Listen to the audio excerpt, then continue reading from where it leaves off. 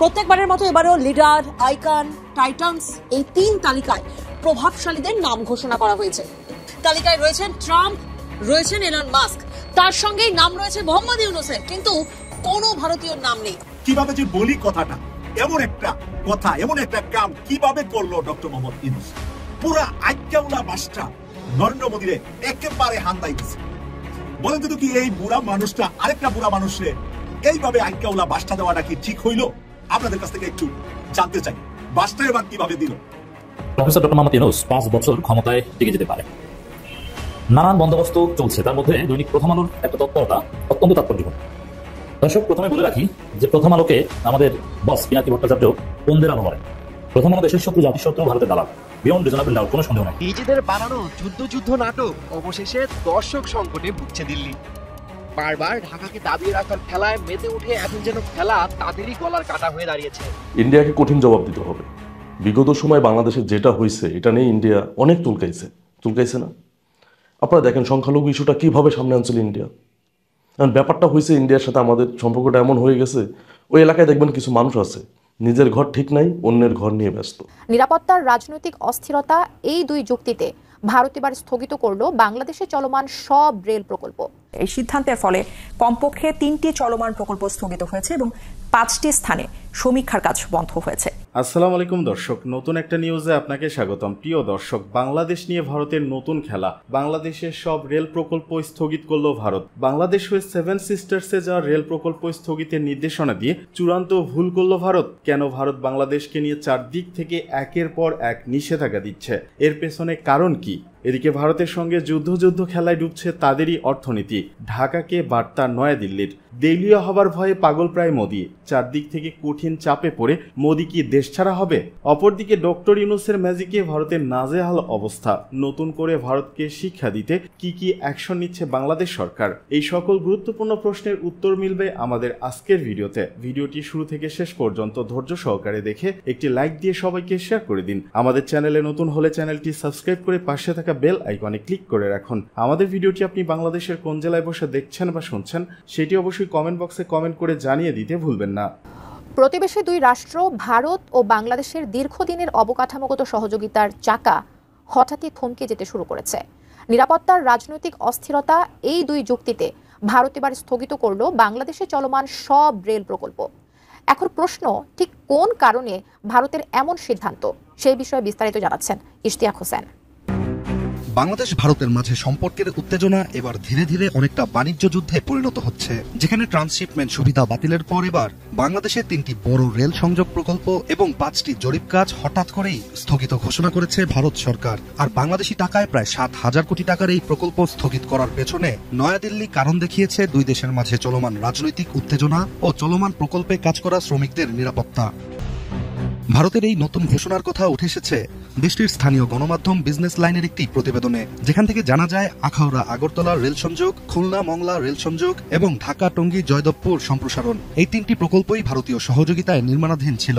এই রেল সংযোগ তৈরিতে ভারতের মূল লক্ষ্য ছিল 7 সিস্টার্স রাজ্যকে নিজেদের মূল ভূখণ্ডের সাথে রেলের মাধ্যমে সংযুক্ত করা, যার জন্যই আখাউড়া আগরতলা রেল সংযোগ প্রকল্পে মোট 12.24 কিলোমিটার রেল লাইন নির্মাণের কথা ছিল, যার মধ্যে 6.78 কিলোমিটার অংশই ভারতের ভেতরে পড়েছে। আর এই প্রকল্পে ভারত সরকারের অনুদান ছিল প্রায় 400 কোটি রুপি। অন্যদিকে খুলনা থেকে মোংলা বন্দরের সাথে যুক্ত ব্রডগেজ রেল লাইন প্রকল্পের খরচ ধরা হয়েছিল প্রায় 3,300 কোটি রুপি। এই রুটের মাধ্যমে বাংলাদেশের দ্বিতীয় বৃহত্তম সমুদ্র বন্দর মংলার কার্যকারিতা বাড়ানোর কথা ছিল। আর এই প্রকল্পে ভারত সাহায্য করে কারণ এই বন্দরের একটি টার্মিনাল পরিচালনার অধিকার রয়েছে ভারতের। এছাড়া ঢাকা টঙ্গী জয়দেবপুর প্রকল্পের কাজও চলছিল ভারতীয় এক্সিম ব্যাংকের সহায়তায়, কিন্তু এই প্রকল্পের কাজ গত বছর পর্যন্ত অগ্রসর হয়েছে মাত্র 50%। বাংলাদেশের বিভিন্ন অঞ্চলে আরো রেল সংযোগ স্থাপনের জন্য সম্ভাব্য 5টি রুটে জরিপ কাজও চলছিল, কিন্তু এই সবকিছুই বর্তমানে বন্ধ।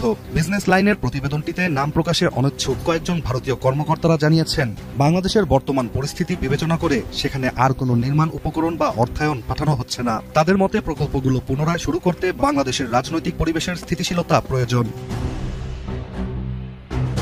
এছাড়া বাংলাদেশে চলমান প্রকল্প স্থগিত করে ভারত এখন বিকল্প কৌশলের দিকে নজর দিচ্ছে, যেখানে দেশটির পরিকল্পনায় রয়েছে উত্তরপ্রদেশ ও বিহারের নিজস্ব রেল অবকাঠামোকে দ্বিগুণ বা 4 গুণ করা। এর পাশাপাশি নেপাল ও ভুটানের মধ্যেও রেল সংযোগ গড়ে তোলার চিন্তা করছে New Delhi. to Bangabandhu, a great leader of our era. নিজেদের বানানো যুদ্ধ নাটক অবশেষে দর্শক সংকটে ভুগছে দিল্লি। বারবার ঢাকাকে দাবিয়ে রাখার খেলায় মেতে উঠে এখন যেন খেলা তাদেরই গলার কাটা হয়ে দাঁড়িয়েছে।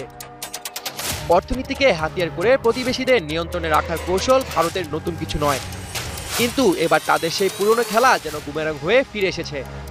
বাংলাদেশের সঙ্গে ট্রান্সশিপমেন্ট চুক্তি হঠাৎ বাতিলের মাধ্যমে ভারত যে একতরফা প্রতিক্রিয়া দেখিয়েছে তা এতটাই কাঁচা রাজনীতি যে এর ফল এখন তাদেরই অর্থনীতিতে ঘা ফেলছে।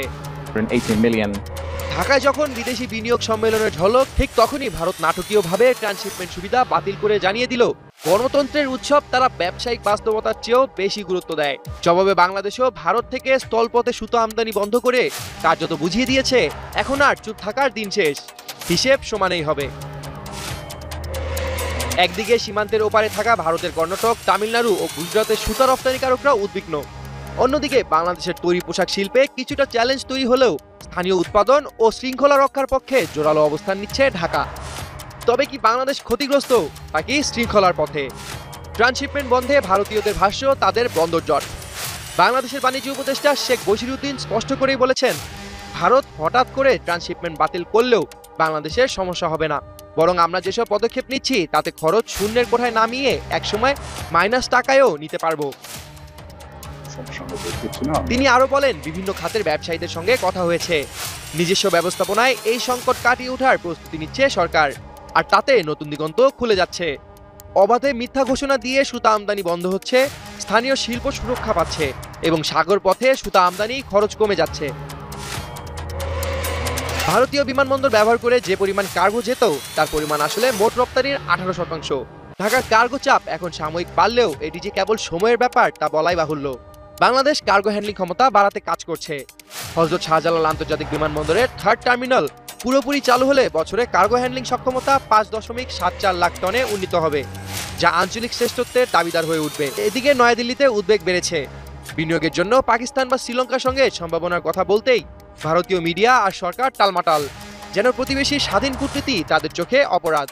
করাচি চট্টগ্রাম নৌপথ বা চীন পাকিস্তান অর্থনৈতিক করিডোরের সম্ভাব্য প্রভাব নিয়েও সাউথ ব্লকে আলোচনা চলছে।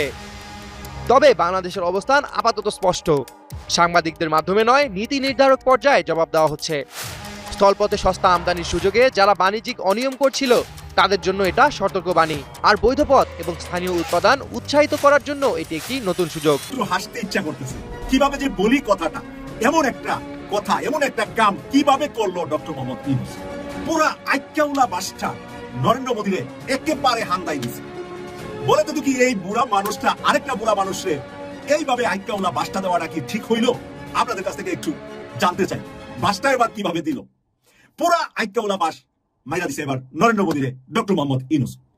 নরেন্দ্র মোদী তো গরুর গু আর মুদ খা, তার বুদ্ধি শুদ্ধি হইলে কতটুকু হইব? এরপরে আবার নিরামিষ খায় না, গরুর মাংস, যেটা খাইলে বুদ্ধি হইব সেটাই সে খায় না, তাছাড়া তার কোনো মাংস মাছ কিছুই খায় না। এখন এই ডক্টর মোহাম্মদ ইউনূসের লোকে সে পাঞ্জা লড়তে নেমেছে। 4 দোকান থেকে উঠা ইসা বিশ্ববিদ্যালয়ের শিক্ষকের সাথে পাঞ্জা লড়বে যে হাতটা কিভাবে রাখলে পাঞ্জাতে হাতটা মস্কাই যায় না বা হাতটা ভেঙে যাবে না, এটা তো 4 দোকানদারের জানা নাই। জানা না থাকার কারণে সে বার আইক্যাউলা বাস খাইতেছে শুধু ডক্টর মোহাম্মদ ইউনূসের কাছ থেকে।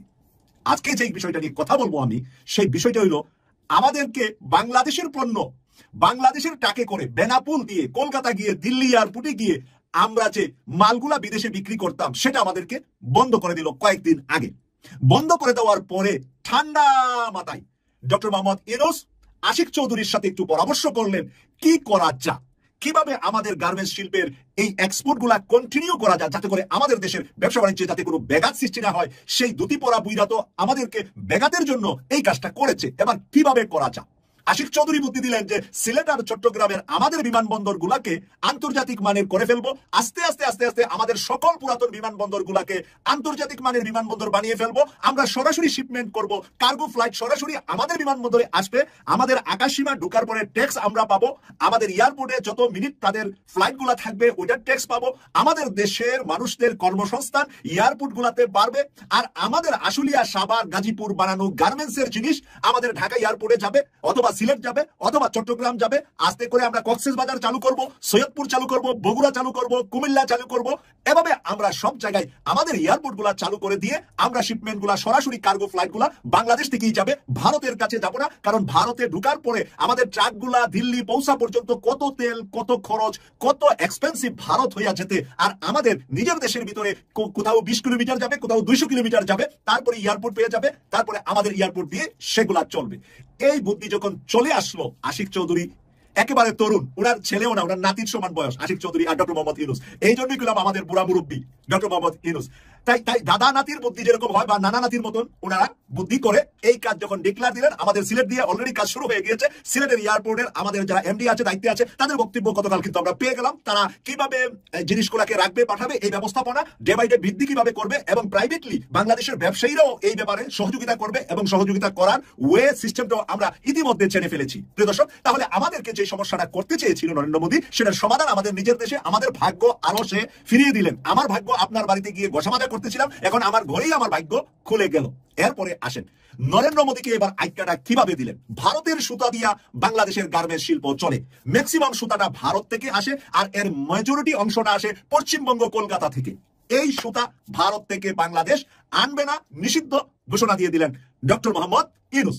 এবার কার বুদ্ধিতে ঘোষণাটা দিলেন? চায়না অ্যাম্বাসেডর তো বসে আছে থলিতে ঝুড়িতে চাইনিজ ডলার নিয়ে। নরেন্দ্র মোদীর এই কথার বিপক্ষে চায়না কি দিবে সেটা দেওয়ার জন্য তো আগ্রহ হয়ে বসে আছে। এখন চায়না অফার দিলেন যে সুতা ভারতের চাইতে কম দামে বাংলাদেশকে দেওয়া হবে চায়না থেকে। এটা কিন্তু একটা আভ্যন্তরীণ কথা। এই ঘোষণাটা কিন্তু আমাদের ডক্টর মোহাম্মদ ইউনূস স্যার দিতে পারে না এবং দেয় নাই, যেহেতু উনি রাষ্ট্রের সর্বোচ্চ চেয়ারে আসে। উনি কি বলেছে? বলেছে নরেন্দ্র মোদীর মতো করেই বলেছে। নরেন্দ্র মোদী কি বলেছে? যে বাংলাদেশের শিপমেন্ট গুলার কারণে ভারতের পণ্য আন্তর্জাতিক বাজারে যেতে দেরি হয়, সমস্যা হয়, সে কারণে আমরা বাংলাদেশকে সুযোগটা দিচ্ছি না। এখন ডক্টর মোহাম্মদ ইউনূস স্যার বলেছে যে ভারত থেকে সুতা আনার কারণে আমার দেশের সুতা উৎপাদনের মাধ্যমে মানুষের যে ডেভেলপমেন্ট হতো সেটা হচ্ছে না, কারণ আমার নিজের দেশের সুতা ডেভেলপ করব, আমার নিজের দেশের সুতা দিয়েই আমরা নিজেরা জামা কাপড়, পোশাক, গার্মেন্টস শিল্পের চাহিদা মেটাবো এবং আমার নিজের দেশ এতে উন্নতি হবে। দর্শক, এই হলো আইক্যউলাবাস। এখন পশ্চিমবঙ্গ 5ই আগস্টের পরে যে খরাটা, চৈত্র মাসটা চলছিল, 1 রেস্টুরেন্টে, 2 জামা কাপড়ে, 3 হোটেলে, 4 হসপিটালে, 5 যানবাহনে, সব জায়গা বাংলাদেশিরা গিয়ে যে বিলাসবহুল মানে জীবনযাপন করতো ভারতে গিয়ে, সেই জীবনযাপন না করার কারণে চৈত্রের খরাটা কিন্তু ওরা 5ই আগস্টই পেয়ে গিয়েছে। তাদের কোথাও কোনো কাস্টমার নাই, ব্যবসা বাণিজ্য বন্ধ করে দিয়ে নরেন্দ্র মোদীর উপরে তারা অলরেডি ক্ষেপে আছে। আর সেই ক্ষেপাটা এখন দ্বিগুণ নয়, 10 গুণ বেশি হয়ে যাচ্ছে। সুতা আমদানি বাংলাদেশ না করলে পশ্চিমবঙ্গ দরিদ্র সীমার নিচে একটি প্রদেশ হয়ে যাবে ভারতের মাঝে। তাই পশ্চিমবঙ্গ সহ ভারতের যেখান থেকে সুতাগুলো আসতো সেখানে অনেক মানুষের কর্মসংস্থান চলে যাবে এবং তারা ডে বাই ডে আমাদের দেশে কোনো এক সময় পাট কলগুলাতে যারা চাকরি করেছিলেন, পাট কলগুলা যখন বন্ধ হয়ে গিয়েছিল, পাকিস্তান আমলে বা ব্রিটিশ আমলে পাট কলগুলা ছিল, তারপরে বাংলাদেশ হওয়ার পরে পাট কল বন্ধ হওয়ার পরে কিন্তু অনেক পরিবার দুরূহ এবং কষ্টে জীবনযাপন করেছে। এটা কারা? আমাদের আগের জেনারেশন, আগের পূর্বপুরুষ যারা, আমাদের বাপ, চাচা, নানা, দাদা যারা, তারা কিন্তু পাট কলগুলাতে চাকরি করতেন। তো সেই কারণে কিন্তু সেই সময় শেখ মুজিবের সময় বা জিয়াউর রহমান, আব্দুল সাত্তার, এই সময়টা পর্যন্ত এসে আস্তে আস্তে তাদের সন্তানাদি বড় হয়েছে, আস্তে আস্তে পরিবারগুলা ডেভেলপ হয়েছে। কিন্তু একটা বিরাট সময় 10 থেকে 20 বছরের মাঝে একটা গ্যাপ বাংলাদেশ হওয়ার পর আমরা কিন্তু জানি যে পাট কলগুলা বন্ধ হওয়ার কারণে অনেক শ্রমিকের চাকরি, অনেক অফিসারের চাকরি, ওখানে বিভিন্ন সিকিউরিটি গার্ড, কত ধরনের চাকরি ছিল, সকল চাকরি বন্ধ হওয়ার কারণে আমরা ক্ষতিগ্রস্ত হয়েছিলাম। আর এই ক্ষতিগ্রস্তরা এবার ডক্টর মোহাম্মদ ইউনূস স্যারের এই আইক্যউলাবাসের কারণে পশ্চিমবঙ্গ সহ ভারতের মাথা এখন পুরাই নষ্ট হয়ে গিয়েছে। পুরা নষ্ট হয়ে কি করবে? শোনা যাচ্ছে তারা নাকি আমাদের ওই যে ফেনী দিয়ে ওই দখল করবে, কি বলে, চট্টগ্রাম বিভাগ দখল করবে। প্রিয় দর্শক, এই চট্টগ্রাম বিভাগ দখলের আগে আমরা বলে রাখতে চাই, আমাদের কিছুদিন আগে যখন বিএসএফ এর সাথে বাংলাদেশের বিজেপির একটা গন্ডগোল হচ্ছিল, আমরা দেখেছিলাম গ্রামের মানুষ ওই যে খন্তা, কেচি, কি বলে এগুলাকে, ঘাস কাটে যেটাকে কাঁচি বলে, কাঁচি, আমরা ছোটকালে কাঁচি বলতাম, কাঁচি নিয়ে দাঁড়িয়ে গেছে ভারতকে সোজা করার জন্য। বাংলাদেশের নারীরা দাঁড়িয়ে গেছে লাঠি সুটা নিয়ে বিজেপির মানে পাশে বিএসএফ কে মারার জন্য। প্রিয় দর্শক, বাংলাদেশের 20 কোটি মানুষের ভিতরে আমরা যারা ভোটার হয়েছি, ভোটারের সংখ্যা 10 কোটি, আর ভোটারের পরেও কিন্তু আরো 5 কোটি আছে যুদ্ধ করতে পারবে, যাদের বয়স 12 থেকে 18-র ভিতরে। এই 15 কোটি মানুষের সামনে ভারতের কোনো পাওয়ার নাই বাংলাদেশে দিকে তাকাবে বা কোনো জায়গা দখল করতে আসবে, সেই সাহস মোটেও তাদের নাই, সেই ধরনের হিসাব কিতাবও নাই। ব্রিগেডিয়ার জেনারেল আমার আজমি কয়েকদিন আগে একটা হিসাব দেখিয়েছে, আর্মির হিসাব, ভারতের কতগুণ আর্মি থাকলে, কতগুলো আর্মি থাকলে বাংলাদেশের সাথে যুদ্ধ করতে পারবে, সেই সংখ্যাটা তাদের নাই। আজকে আমি দেখলাম যে পাকিস্তানের সেনাপ্রধান বিদেশে গিয়ে পাকিস্তানি বিদেশিদের একটা সমাবেশে উনি বলছেন যে পাকিস্তান আবার কাশ্মীর দখল করবে, পাকিস্তানের অংশ কাশ্মীর, এবং এটা ইসলামাবাদের হার্ট, ইসলামাবাদের কলিজা হলো কাশ্মীর, সেজন্য কাশ্মীর দখল করবে, আজকে ঘোষণা দিয়েছে। লন্ডনে বিয়ের অনুষ্ঠানে হাসান মাহমুদ সহ সাবেক মন্ত্রী এমপিরা দামি গাড়ি করে একে একে নামছিলেন স্যুট পরা ব্যক্তিরা। স্থানটিও ছিল অনেক দামি। সন্ধ্যার আলো ঝলমলে সাজানো লন্ডনের ইন্টারকন্টিনেন্টালের একটি হলরুমে ঢুকছিলেন অতিথিরা। অতিথিদের লাইনেই ছিল ছবি তোলার হিড়িক। মনে হচ্ছিল কেউ একজন বা কয়েকজন ভিআইপি অতিথি আছেন। এভাবেই একটি বিয়ের অনুষ্ঠানে যোগ দিয়েছিলেন আওয়ামী লীগের পলাতক সাবেক মন্ত্রী এমপিরা।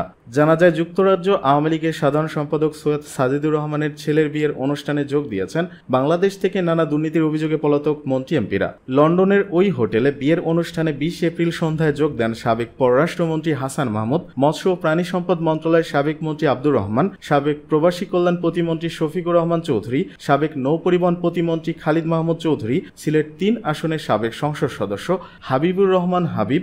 বিয়ের অনুষ্ঠানে যোগ দেওয়া মন্ত্রীরা বেশ হাসি খুশি ছিলেন। তারা বিয়েতে আগত নেতাকর্মীদের সঙ্গে হেসে কথা বলেন, অনেকের সঙ্গেও ছবি তুলেছেন। এর আগে হাসান মাহমুদ, আব্দুর রহমান, শফিকুর রহমানের কফির আড্ডায় বসা ছবি ভাইরাল হয়েছিল। পালিয়ে আসা মন্ত্রী এমপিদের এমন আনন্দঘন পরিবেশে দেখে ক্ষোভ প্রকাশ করেছেন আওয়ামী লীগের সাধারণ নেতাকর্মীরা। তাদের প্রশ্ন, লাখ লাখ নেতাকর্মীদের বিপাকের মুখে ফেলে পালিয়ে এসে তারা কিভাবে এসব অনুষ্ঠানে অংশ নেন।